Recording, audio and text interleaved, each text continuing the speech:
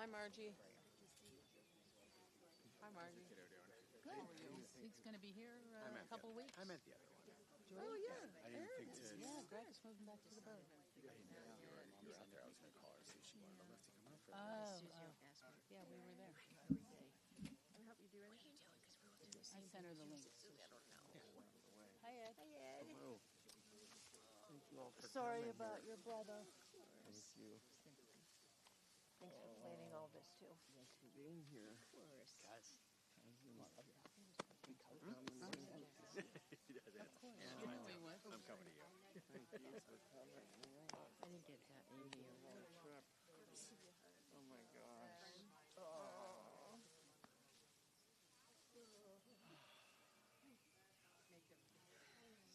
Cousin Robert. Ed, did you? Hey, let me ask you a question. Should I move in? Hey, excuse me for 1 second. Oh. I'll start. I think you should be the one. Start for count.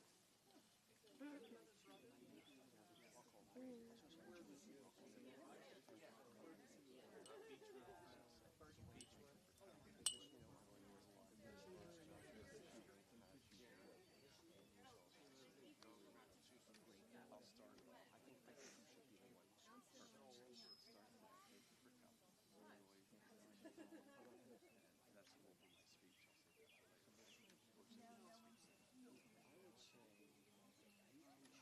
Do you want to get closer, Sid, to see him? I think he can't see from where he is, Richard. I'll be calling you back to come up and see whatever. I think it's a great idea. Perfect. There's a microphone, Ed, that there's just being live streamed as you know. We got to make sure. So the mic will be on. I'll make sure it's on before you start. Make sure everybody gets the mic. I think it's better. I will start it. I will start it. I'll start it.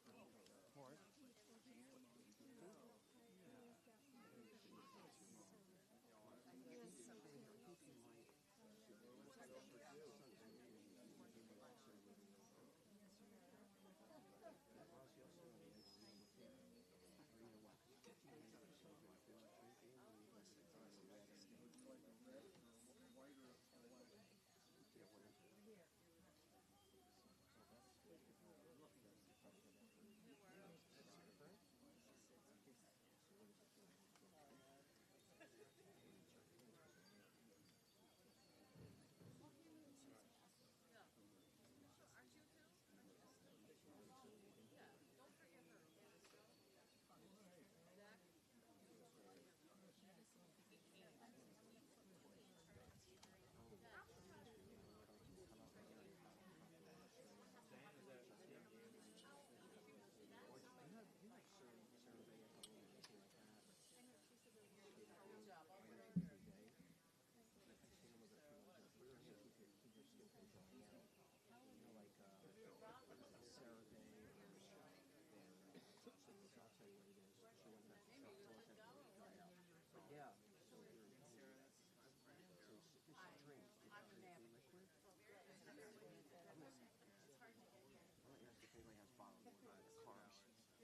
Because I think people should be drinking here.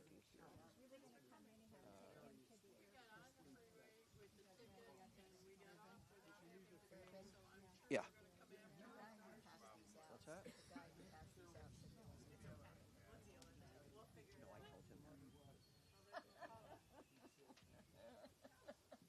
But it's covered by these little cards. Okay. Marge, this is not a Jewish mortuary. So they didn't really know. Yeah. I do my homework here. They didn't have yarmulkes. Sure, but these are all little things we don't focus on. You're sitting next to your mom. This is your family. That's what you are. Hi, Unc. Thanks for doing this. Thanks for coming in. You know, we could have gone Shenkan than any lawyer, any rabbi, but you're going to tell real stories about Mark. That's right. That's right. That's correct. The real deal. That's right. Yeah, I was figuring out how long have I known Mark. I figured out so I've been knowing Mark for 2 years. Well, his whole life. And I dated Aunt Marge for 5 years. Well, that's 55 years and Mark's 58. So I met Mark when he was 3. I did the math. Is that true? Huh. It is true. Yeah, I'm surprised you didn't know him his whole life, huh? No, He's so old. I knew when you were a gleam in your father's eye. That I knew. Your picture in that dining room was the cutest little kid. I mean, your kids are beautiful, Sarah, honey, but that was the cutest of all of them. Did you put her in the truck? Yeah. Zach and, Okay, yeah, let me Zach see. was like, let me out of here. Let me say, give my condolences. I get it whenever I want today. It's Mother's Day and my brother died. she's kind of right. This sucks. Where do you want me to sit? I'm going to sit beside we'll take these 3. Michelle's going to move back. Sit by. Izzy, this is Michelle Perlman. Yeah. Thank you. So this is her store where we got the pearls from. Because my grandma got pearls for me at their... Michelle, Aaron, so long. Maybe it's like 10 years Trip? ago. Ah, okay, I mean, yeah. long because you have very long hair. Oh, Remember then that? that must have been like our wedding would probably be it. That was the last time I actually had hair. Really? Yeah. I don't think you ever had long hair, Michelle. I've never known him with good hair. But I do remember. You got to watch yourself over here because it's a little tricky. A little tricky. Okay? You like that? Like that? Yeah. That? Yeah. Like this. Okay. Okay, what do you want All right. to do? I think Back? we're going to ask Eddie. I think we're ready, huh? All right. Let me get the Back mic. here It's with on? Aunt Marge. All right, everyone. We're about to begin. I'll be over. Sorry, you sit wherever you want. Sit next to your dad. I'll sit by my mom. Okay. I just want to get everyone's attention. Before we begin, hello. Shh. Anyone who has a cell phone, please shut it off. Just a reminder. I'm sure 3/4 are off, but I've made the mistake myself, even when I've been a public speaker, so I know what it's like. Okay. All right. Can everybody hear me with the microphone? Is the live stream working? They can hear me. Well, I'd like to thank everybody for coming. On behalf of our family, it means a lot to us that you're here.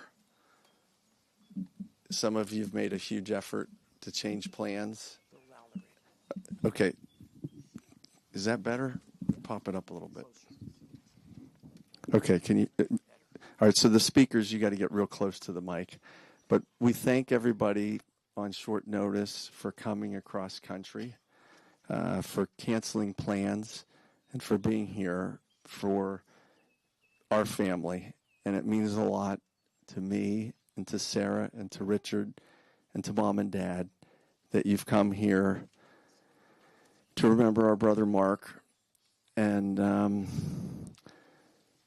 I thank you. So we're going to have my uncle, Irv, and Mark's uncle. He did my bar mitzvah, Richard and Mark's bar mitzvahs, and Sarah's bat mitzvah. He officiated my wedding and maybe Richard's wedding and Sarah's wedding. So he's always been there as our uncle and our family rabbi.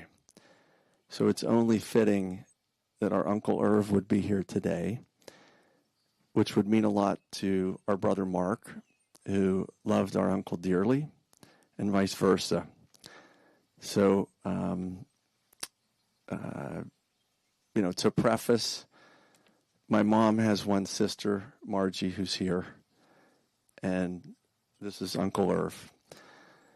My dad had one sister who's passed, and her son, Robert, is here too. And we have many cousins that are here as well, and friends of family. And we thank you all for being here. And if I don't mention names specifically, we thank you individually. Uncle Irv, please help us.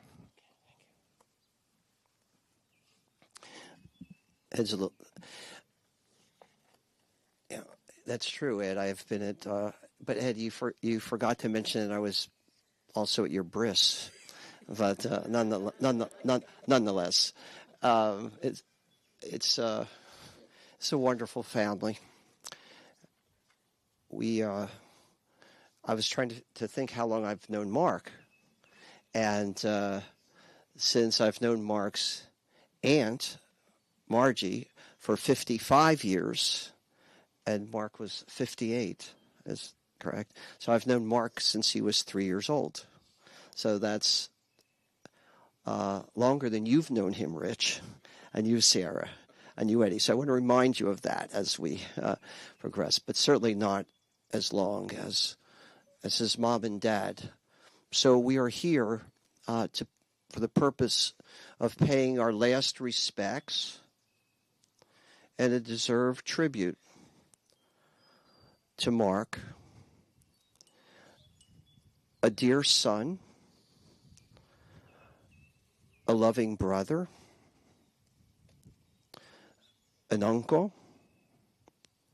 a cousin, a nephew, and a Pitt fan. I guess that's where pity came from.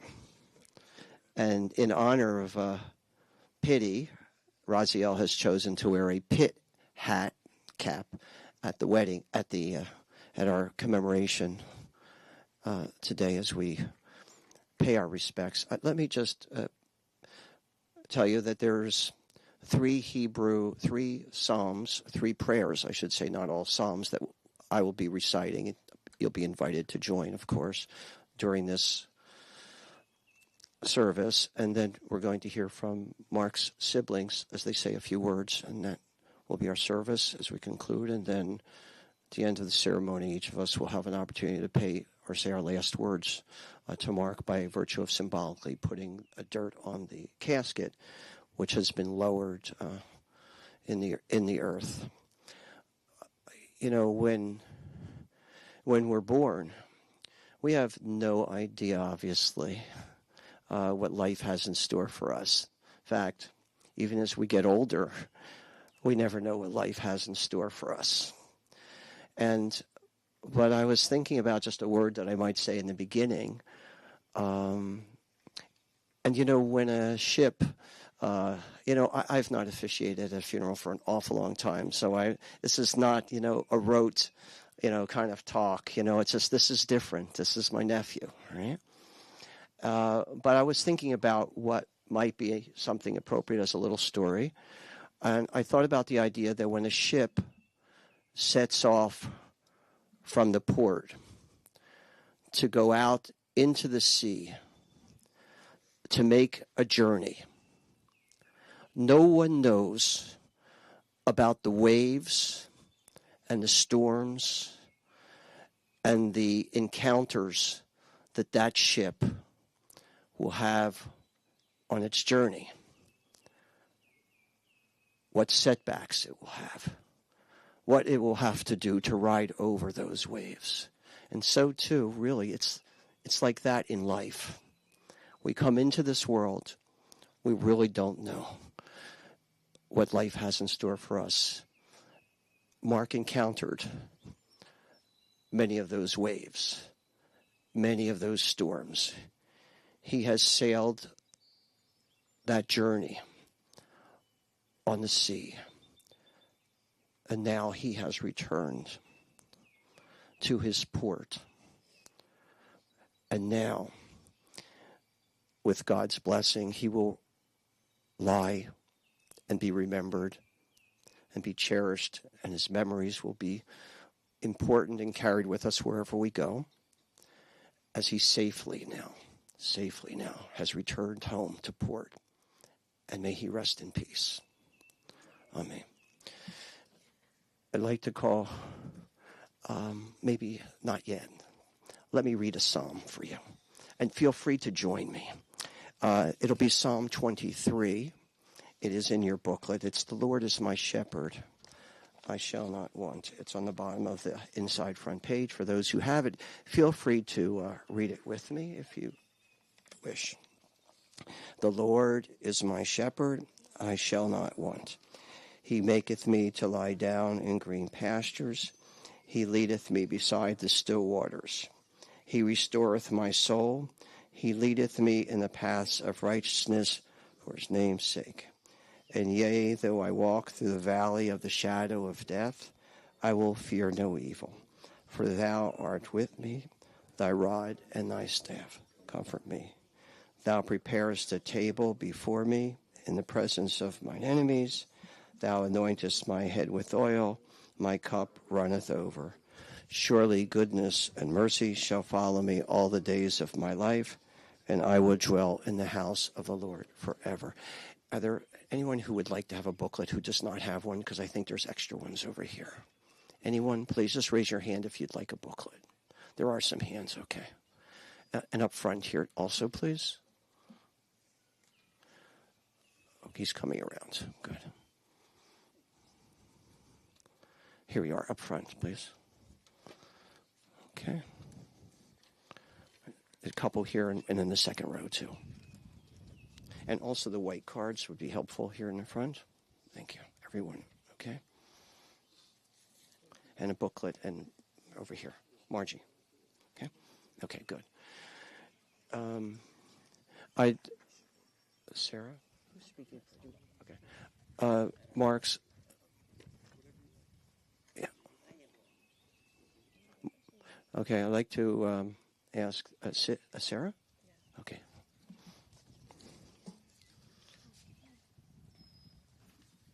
We'll go youngest to oldest. It's so funny. We kind of, we all knew that our brothers was in a rough spot in life, and he had just seen Fred a week and a half ago. So we kind of knew that he had this really rough road ahead of him, of dialysis and so much. But the truth is, none of us kind of were ready when he actually passed. We were all still really traumatized by it and really sad. And for the past couple days, we've been telling Mark stories of the house.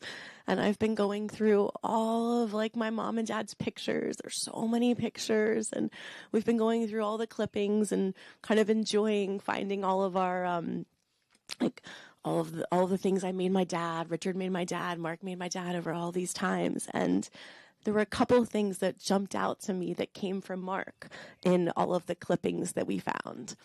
And one of them was a clipping that Mark had clipped for my grandma about hearing loss. And he had highlighted different sections of it. And it said, "Dear Ma Paula, I think you'd like this article. It'll help you and justify and go through all the reasons why you had hearing loss and help you and support you." And it was this moment where, people have come up to us and been like, "Well, Mark had such a hard life." And the truth is, Mark didn't actually think of himself as having a hard life. If you asked him, "How's your day, Mark?" he'd tell you, he'd talk about different ailments, but he didn't see himself as a man with ailments. And I think it was emblematic of here he was helping Mapala with what he thought were her ailments, but also his great love for family. And as I look around the people that are here today, it's full of all of the Goodman sisters. It's full of my dad's family. That would have mattered so much to Mark, that Andy came in from Philadelphia, that Rob made such an effort, that Leslie flew, drove in from so far, that Billy and Susie changed their plans to come back a day early. All of that stuff would have mattered to Mark. And it would have mattered that he got buried in a Jewish cemetery. And it would have mattered that you had a pit hat on. I don't know if you knew this, but Mark had, he was the one, he had 412-687 PIT. That was the phone number for his company, Collegian Express Connection. And actually, Pitt took it back because it was such a good phone number that they told him they had to take it back. And it was so emblematic of who Mark was, that he was like this marketer before marketing really had a title to it. If you remember, Mark had these trips that you would take, Collegiate Express Connection, that he would organize. We're all going to probably talk about it. We're all going to tell the stories about it, where kids would come from, kids from Pittsburgh would take his bus back to Philadelphia and back and forth. And he got sponsors, corporate sponsors, before like it really was this cool thing to have corporate sponsors, from Snapple, from Coke. And he would only drink Snapple. Like, if you were with Mark somewhere, he probably had a Snapple iced tea that he was drinking, because it mattered so much to him that he was supporting the sponsorship of his company, and that Snapple had done that. And it kind of was who Mark was. He was super creative and had all this was his business. It's kind of crazy. We're all entrepreneurs, and Mark was also this crazy entrepreneur. And his other article that I read was another letter to him to Mapala, where he said, "Dear Mapala, what was it, Eddie? It said, today, like whatever the date was, like January 2nd, I became incorporated in Collegiate Express Connection. I thought you'd like to have some of my cards to pass them out." And he sent Mapala a whole slew of like his cards. Well, she probably saved it, and that's how it ended up back in our house, right? I'm sure everyone knows that Mapala saved it. It came back to us when she passed. But here it was that, like, he wanted everyone to know about his incredible entrepreneurship, his ingenuity. And that's how we all saw Mark, of someone who kind of was always creating, was always super creative and starting things, and had an entrepreneurial spirit to it. In fact, even at my wedding, I told all my girlfriends that Mark died. And one of them said to me, when my husband met Mark at your wedding, he told them that he had a bus company. Well, Mark didn't have the bus company then. Like, it wasn't still there, but that was still who he was, who in himself as a person, and how he saw himself as still running Collegiate Express Connection. So I think for all of us, we're going to always see Mark as the person who loved to have Jamocha shakes, who was an entrepreneurial spirit, who loved family, who loved Judaism, no matter what it was, and who loved that he could create things and be creative in everything he did. And the other thing about Mark is he loved to get his picture taken. We were talking in the car on the way over here how if there was a baby to be had, do you know, Aaron, Mark would always like hold our babies, make sure he had a picture with them, and then pass them right back. As soon as they would fuss, he would like pass them back. But he wanted to be known that like he was there holding the baby, and like he was there. He was special with the baby. He loved those kind of life events to be part of, and he would always fly out. He and my mom, we would go anywhere with my mom. He loved the beach. He loved to travel. And my parents always made sure that Mark was always part of all of those, included in every fabulous event that was happening. Mark was part of it. Mark came for all of our life events, all of my kids, anything there was. And it made him so sad that he couldn't come to Izzy's bat mitzvah. He called all of us and talked about it. And if you got a phone call from Mark, anyone in this room knows, "Hi, Sarah.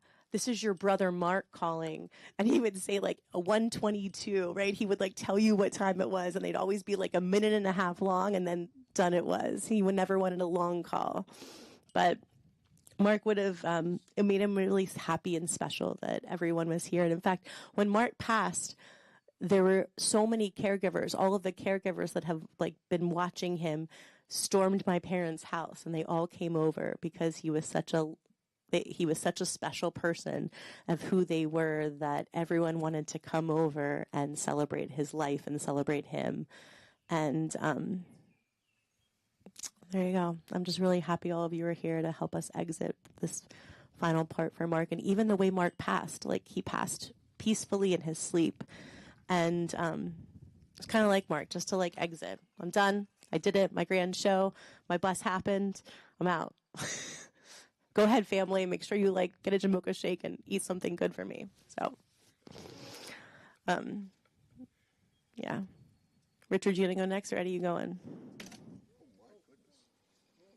Well, don't die. Don't like break the chair.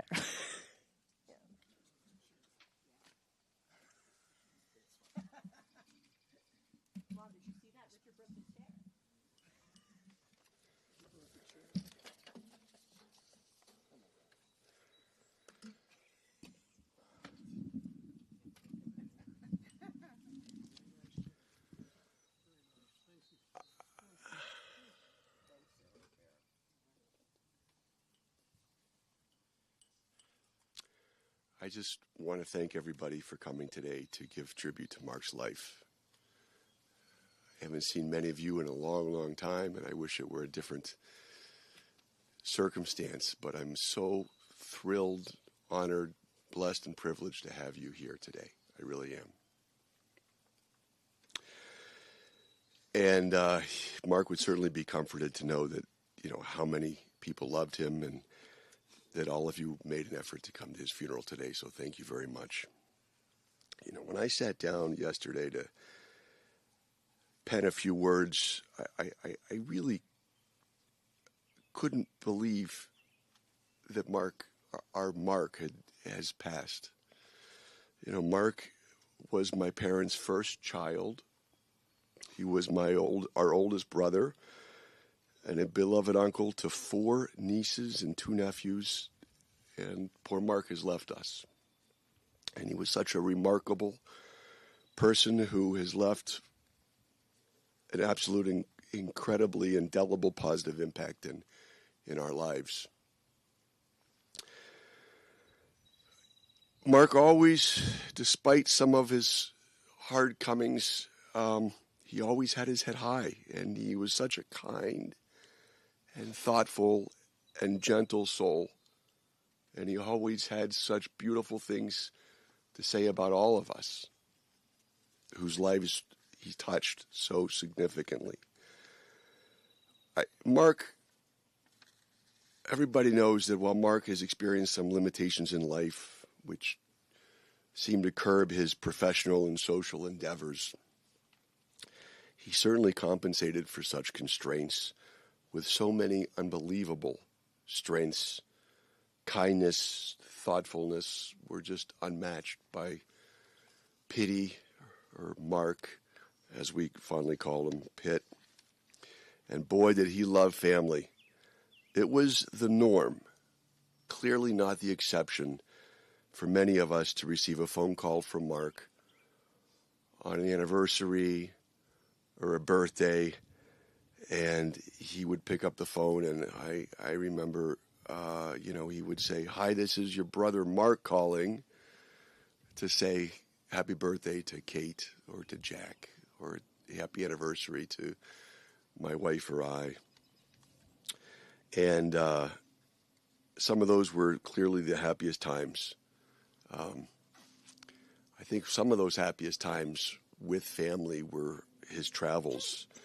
And I fondly remember Mark traveling in a gondola with Eddie and me in Venice, Italy, or even going to Disney World with Ma Paula and all of the Youngers and the Shenkans together when we were really small, or going to Yosemite Park with the Yunk and Aunt Margie and Mark and me.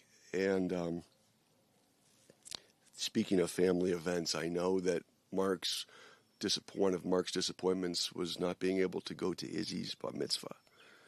But I do know from Izzy's bat mitzvah just happened in February, but I do know that he was so unbelievably proud of you, and he would have liked to have been there. Mark attended Pitt for many years, and there he made a point to make many of the same classes that I made and I went to as his little brother, and he introduced me to all of his friends. He was very active at the Pitt News, even receiving a letter to commemorate Pitt on behalf of the Pitt News from Ronald Reagan. Mark, as Sarah mentioned, was unbelievably resourceful. And he did things that I think that I think we all nod our heads with some of his achievements in life, which are really remarkable.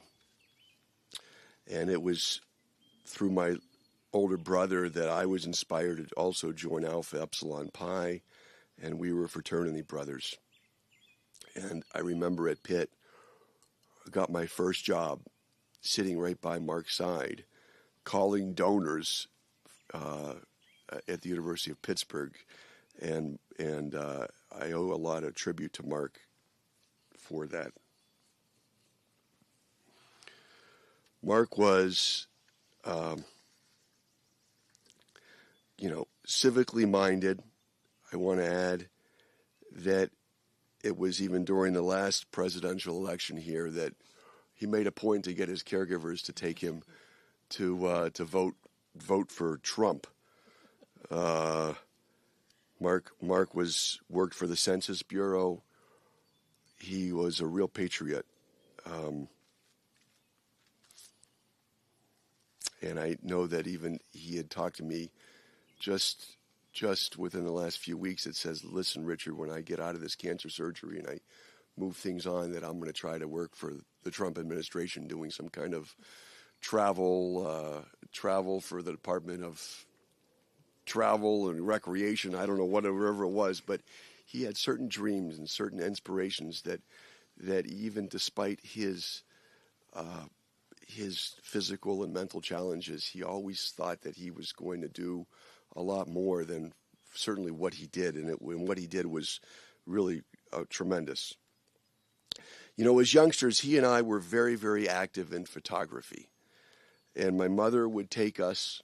Mom, I don't know if you remember, would take us many times to McConnell's Mills to take pictures. Remember that, Mom? And it was always something that we always looked forward to once we got the pictures, we would look to see how different our perspectives of art were. And it's really like symbolic of life in general, our different perspectives in life and the world. But Mark was able to win prizes, and I know that one of his photographs was displayed, in the House of Representatives. And I will always miss Mark's unique perspective on life. Mark was an inspiration to me in many, many ways. He was always focused on the most positive aspects of life, and you think that there would be difficulties that Mark would really emphasize, but he didn't. He faced such unbelievable constraints, and he really faced life with such a triumph and a rejoicing. And he always asked about the most important things in our lives, in disregarding some of the more important things that he clearly felt in his life. And with his presence, I know that I became a better person. I remember that Mark and I don't know if you remember, Mom and Dad, but you put us on a bus. And a Greyhound bus, and we went 18 hours to Nick Bollettieri's camp from Pittsburgh to Madison, Wisconsin. Do you remember that? And Mark had such an unbelievable character that the owner of the camp, he was friends with the son, and the owner of the camp wanted Mark to spend an extra week at the Nick Bollettieri camp at no charge. And I think Mom and Dad paid for me, but they got a free ticket for Mark. I just want to say that he was owner. That's right. He was good friends. So I'm comforted to know that Mark is resting next to Mapala, who he loved and adored, and who he lived with for many, many years. And many of those years were some of his happiest years in life. It's often said,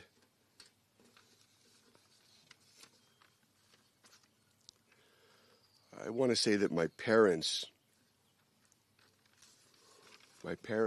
helped Mark so much through his full life And it was through their tutelage and love and respect for others that Mark, Eddie, and Sarah and I have been so fortunate and equipped for life's adventures. They made sure that Mark always had everything that he needed and even more. And all of our candles shine so brightly on account of Mom and Dad's unconditional love and unyielding efforts in our lives. You know, it's often said that God doesn't give us what we can handle. He helps us handle what we're given. And Mark's head-on approach to rejoice in the best stuff of life, regardless of limitations, always brought out the most favorable side of people, and truly inspired us to live life with such a positive manner. And all of that was so inspirational, certainly to me, and how lucky we were to have Mark in our lives. Mark, you've been a special force in our life, and I will always cherish such fond memories of your distinctive, infectious laugh, your kindness and generosity and compassion. Thank you, Mark, for making my life so much richer. You have taught me to celebrate the best stuff of life.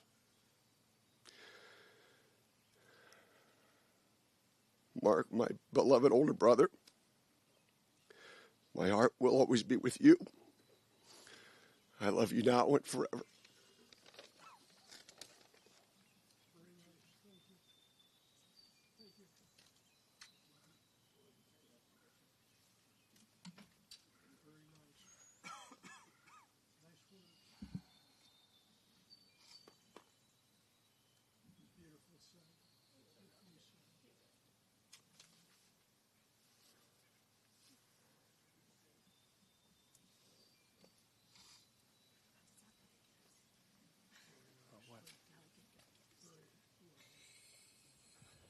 Okay. So I was going to tell a couple stories about Mark, and one of the things he did was he always gave gifts that were thoughtful to everybody, whatever the occasion. There was an occasion that he gave a gift to Maddie, and she wrote a thank you note when she's 4 or 5, and it's handwritten, so cute, and it's still hanging in his bedroom. And he took the signature on that where it said, love Maddie, with a little swiggle underneath it, that you put when you're 6 years old. And he turned that into stationery for Maddie. Her little insignia on her name, love Maddie. And Maddie still has this stationery. So he would try to do thoughtful things. And you might look at him and go, sort of tacky or whatever, but that was him. He thought about everybody. And he called you, whatever the occasion. And he wanted to be part of it. And he was always there. So Mark's a person that was always there for us. And a lot of us have always been there for him. Including, Dr. Fred, who's our cousin. I called Fred and said, Mark's got this unbelievable pain. He can't walk. Fred said, well, he's got neuropathy. I thought he might get pain eventually. Here's the medicine. And bingo, Mark could walk. And you guys all just come through for him, on a moment's notice, on a weekend, in the middle of the night, and you're all there for Mark. And I tell you, he remembered it, and we remember it. And it was reciprocal. He'd call you on these occasions and say, happy birthday, happy anniversary, and give gifts, whatever they were. And, we talked about going away to overnight camp. So when I was 10, I went away my first time to overnight camp. I was a little bit scared about it, the Oberlin tennis camp. But I went with my brother Mark. And he included me in his friend group. And I was 5.5 years younger, maybe 6. Here I am hanging out with these older kids.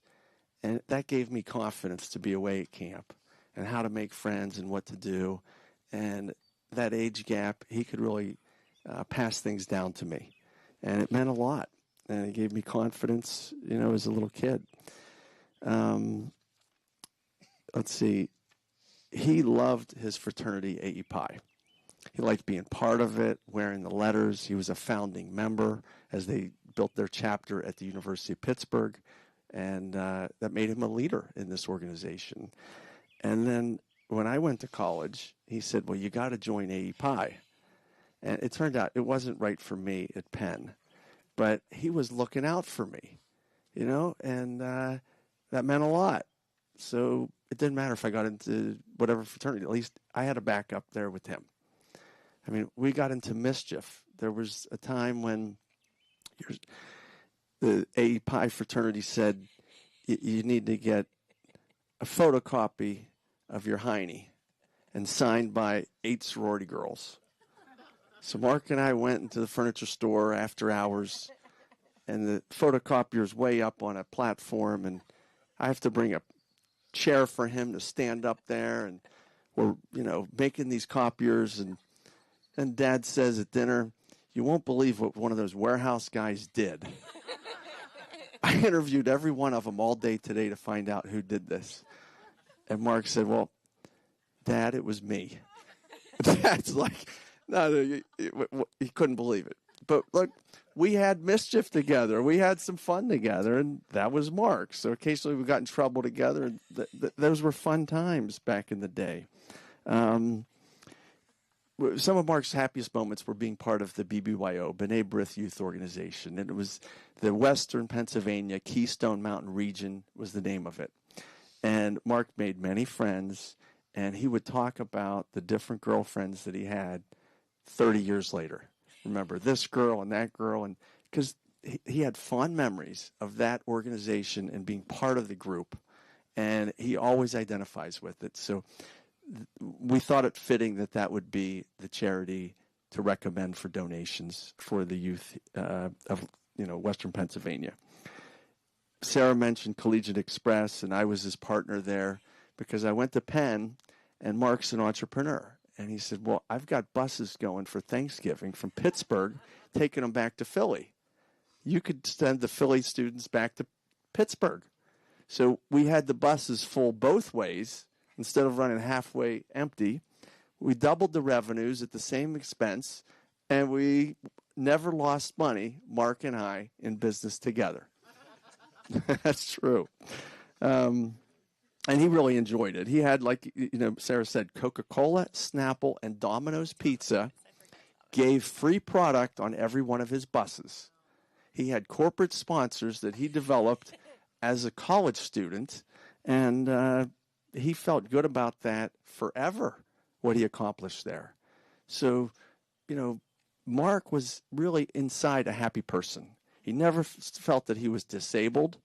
And if he said he was, he'd say, no, I'm not. And that's a good way to feel all your life. So Mark never took pity on himself. He was proud of his accomplishments. And at the dinner tonight, we have a couple of his signed letters from George Bush as vice president, addressed to Mark with the envelope addressed to Mark. Dear Mark. And he talks a little bit about what Mark did, maybe at the University of Pittsburgh. And then there's one from Ronald Reagan, president. And it gives a little, and it's Dear Mark. And it talks about something. So Mark was excited. And then he also got it from Dick Thornburg, who was a governor, I think. And he got John Hines. And he got Edward Kennedy that I brought. So I didn't bring them all, but I brought the Edward Kennedy, the George Bush, and the Ronald Reagan that you could see. So when people hear this, Mark would sometimes be at the hospital or see a doctor, and he'd say, yeah, I have correspondence from these people. And they wouldn't believe it. But it's true. We have them. We're going to show you. Like, Mark had some real accomplishments, and we're proud of him.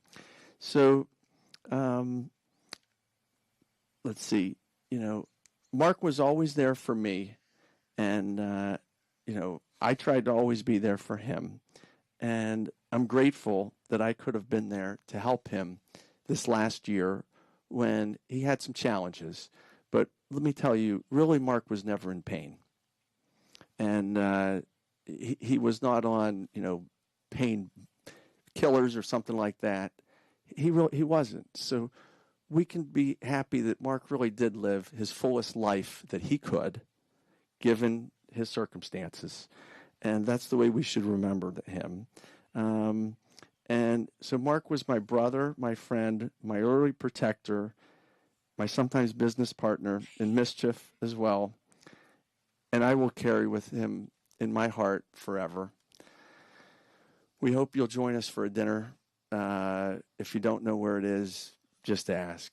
And everybody's invited tonight. And that'll be kind of a shiva, if you will, that we can all just spend some time together and think about Mark. That's what it's meant for. Sarah, Richard, and I, Mom and Dad, have kind of done a shiva at home the past week in preparing for this. So that's been helpful for us. And it'll be helpful for us just to see you and hug you, during the evening. I'm going to pass it back to my uncle to conclude us. Thank you.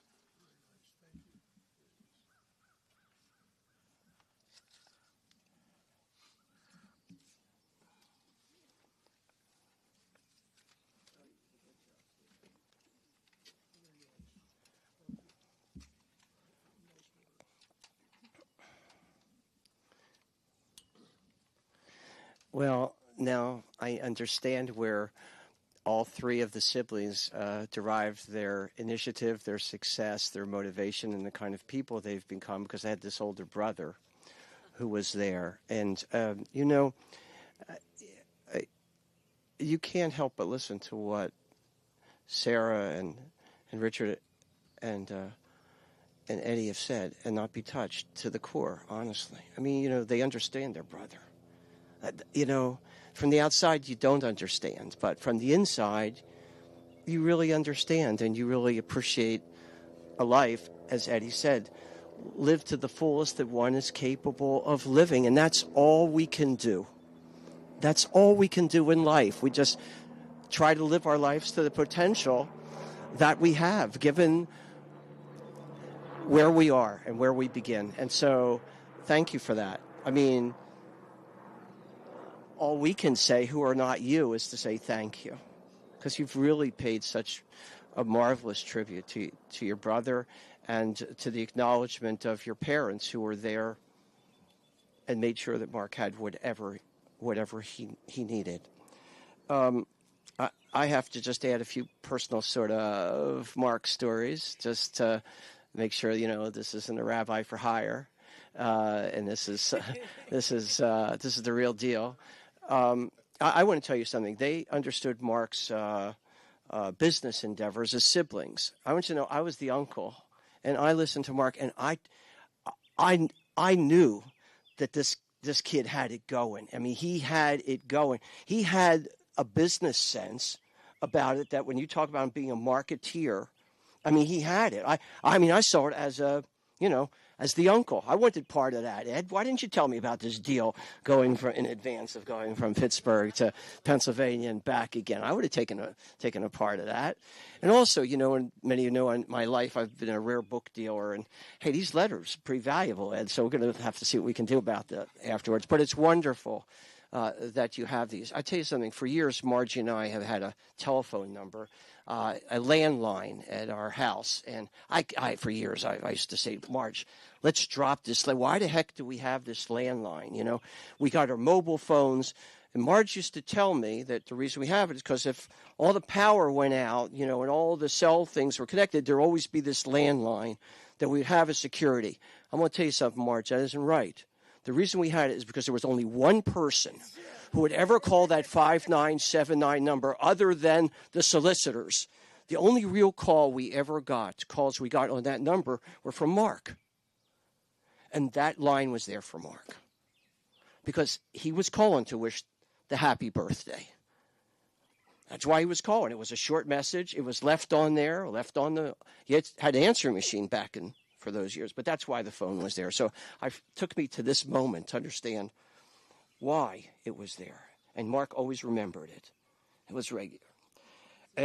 I would be at La Sarah. I got to tell a couple of stories that just happened before you came along.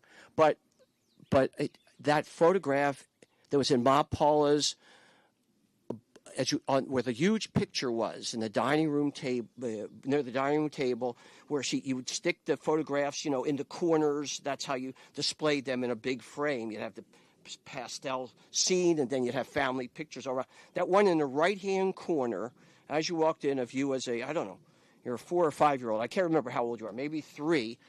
I think that photograph was taken by Mark. Yeah, could have been. It was award-winning photograph of Sarah as a child. Her children are here, and nieces and nephews. It was so beautiful. I love that photograph. Mark Paula cherished that photograph. That was award-winning, and that was Mark. And All Right Saban. Now, nobody's going to know here what All Right Saban means, but Eddie and Richard and Mark would come to visit Margie and me in Forest Hills. And when they came into our apartment building, the doorman's name was Saban. And led by Mark, not you, Richard, and not you, Eddie, we would always say, "All right, Saban. All right, Saban." And we keep repeating it as a mantra as he led the 3 Musketeers at that time. Of course, they became the four of them, but this is from those early days. And, of course, the trip to Yosemite that we were on, Aunt Marge was pregnant with Raziel, sitting in the back seat. Raziel was bouncing up and down in his mom's tummy as the three boys went with us to Yosemite, where Mark had his camera, which he left there under this big tree. Then we all hiked all the way out of Yosemite and had to go back to get the camera that was left in the same spot under the big tree. It was still there. Or we would do fun things. We would hang out, and Mark was right in there with the boys. We would pose for photographs. I think the classic photograph, Sarah, this is so horrible because I don't have you in the picture, but you're in the picture, all right? You're in the picture because you're there. This was the boys. But we would all gather in front of Mark's grandmother's house, and we'd all get down like this. Not like an older person gets down like this, but like a younger person in a football lineup. And we'd have a football, and we would pretend we were like a football team. Do you know that photograph that I'm talking about? I remember as clear as day. Mark's on the end. He's a wide receiver. I see him on the end, and he's there to make the big catch. Mark was right there. And so these are just some of the memories I personally had. But when you put all of this together, you come out with a life that had meaning, right? It had meaning for Mark and for his family. I mean, what else? What else is there that one could add to that, except to say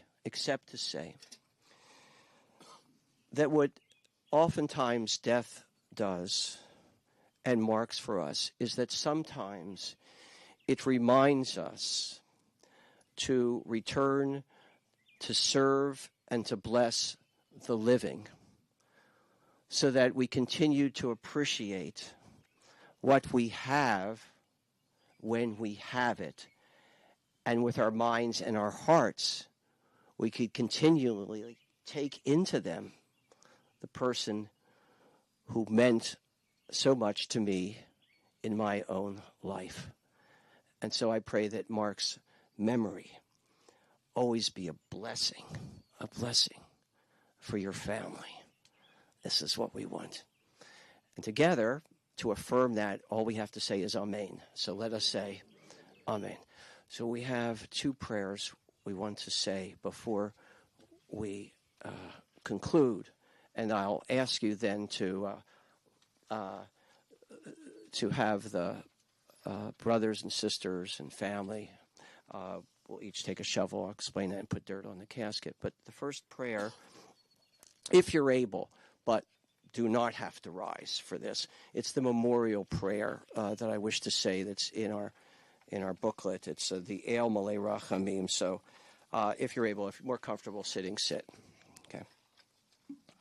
And I'm going to recite this with Mark's Hebrew name that we have Mark's name that will be included here. El Malay Rachamim Shochein Bam Romim. I'm not there yet. Hamtzei menucha tachat kanfei hashechina b'ma'alot kedoshim utahorim kezohar harakia masirim et nishmat Moshe ben Shlomo shehalach leolamo b'avur shenadvu tzedakah biad haskarat nishmato began Eden tehe benuchato lachein bal harachamim hastirehu b'seter kenafav leolamim v'yitzur b'yitzrachayim et nishmato Adonai hu nachalato. The Lord is his portion. Yadnuach al mishkava b'shalom.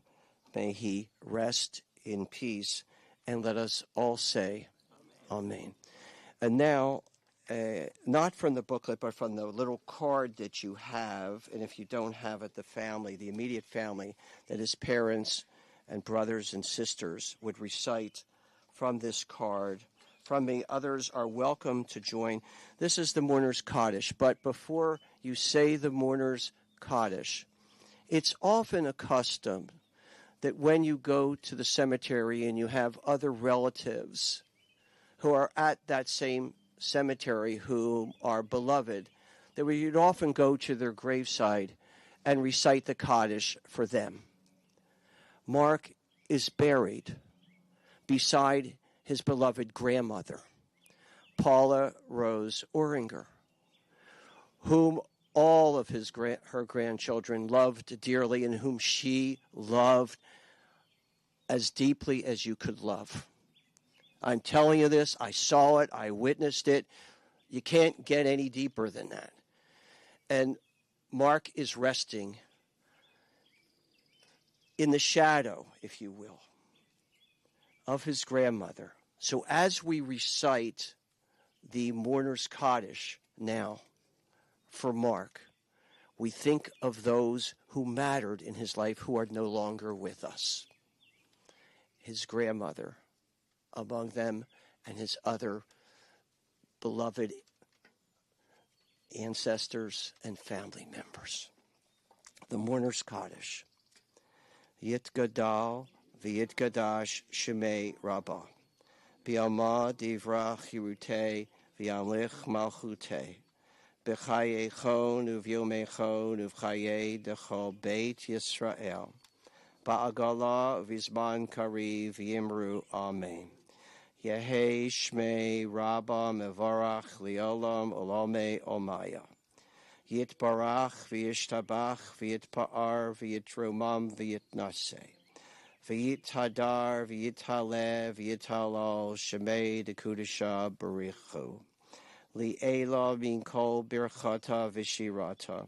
Tushbechata v'nechemata. Dabiran b'yama v'yimeru. Amen. Yehi shlama rabba min shemaya. V'chayim aleinu v'yalkol Yisrael v'yimeru. Amen. Oseh shalom b'imromav. Hu ya'aseh shalom aleinu v'yalkol Yisrael v'yimeru. Amen. May he who makes peace in heaven create a measure of peace for all of you whom Mark loved and whom you loved, and may he rest in peace. Amen. This concludes the formal part of our funeral service, and I'm going to ask if the siblings, together with their spouses, children, come. Mark is resting here. This is the head of the casket here, and I'm going to ask you to come over there and as you wish, and then be followed by others to put 3 shovels of dirt on the casket. But let me just add something. When you shovel here, this is different shoveling than any other kind of shoveling. Usually you would shovel normal. You put the shovel into the dirt and you put it. Here, turn the shovel upside down. This is different. And just put a little dirt on it and then put it in the casket. So, or you may use your hand if you wish.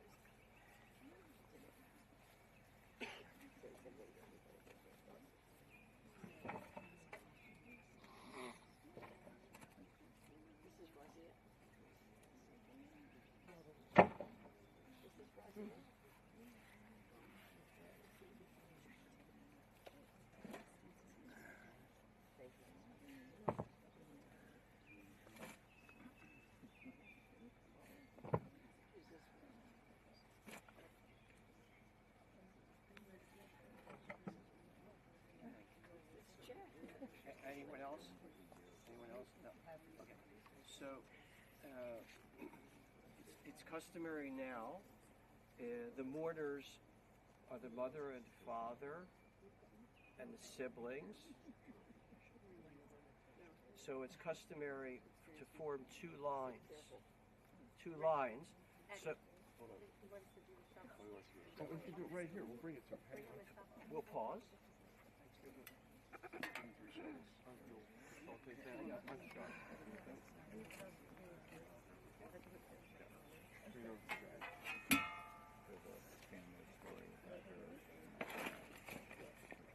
It's not too heavy yet. Thank everybody for coming tonight. We love you all. And appreciate everything that everybody has done for your support.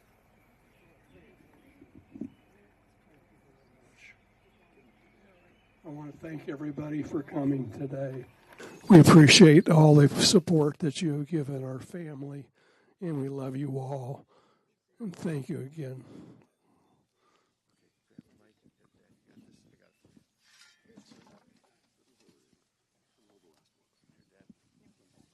Number 3. I got it. Oh, sit down. You don't have me. Jesus Christ.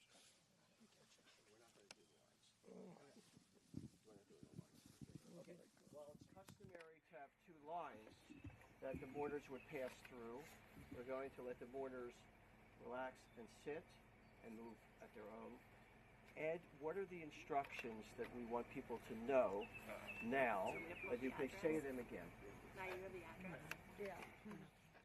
I think everybody's got the address. If you don't, ask someone near you and meet us there. We rented out a place with, but you know the address? 1509 something. What, just a second. 1509. It's 1509 North Canal Street. I had a different address. Okay, well, hang on. Let's get this right, sir. Maybe I remember it. I could be wrong. Yeah. Hang on. We'll get. Okay, Maddie has it. It's 1020 North Canal Street. That's okay, Sarah. Okay, it's 1020 North Canal Street, 1020 North Canal Street, Pittsburgh, PA, 15213. It's not a restaurant. I'm sorry, 15215. So it's not a restaurant. It's just a meeting space that we rented, and then we ordered food to be catered there. So so 1020 North Canal Street, Pittsburgh, 15215. Okay. That's where we're going. Okay. We will see everybody there. That's it. Yeah. We mark for, I guess something for me. Come on with us. I will. We have extra seats in our van if anybody needs a ride. We probably got another 5 or 6 seats, so there's no problem in the big van. Okay, good. Yeah, we got plenty of room. All right. Sounds like they don't quite have it where it is. I'll text them.